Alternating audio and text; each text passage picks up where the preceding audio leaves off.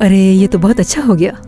अगर वहां से नसीन को तनख्वाह मिलती है तो हम यहाँ से मिलने वाले पैसे जमा करेंगे, और जब हिकमत वाला घर भी बिक जाएगा तो सब अच्छा हो जाएगा। तुम पूरे घर का पैसा नहीं ले सकती। वो क्यों? सौतेले बेटे का हिस्सा भी तो है उसमें।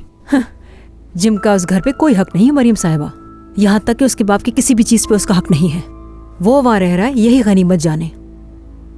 वो तुम्हारे शौहर की ही औलाद है फातिमा, इसलिए जब भी वो घर बिकेगा उसे उसका हिस्सा मिलेगा। और हाँ, इस सब में तुम्हारी मर्जी नहीं चलेगी फातिमा, कानून के मुताबिक होगा सब, याद रखो।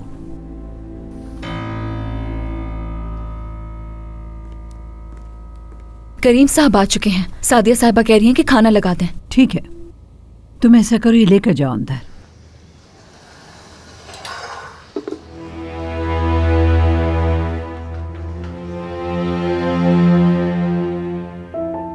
जिम को उस घर से एक फूटी कौड़ी भी नहीं मिलेगी।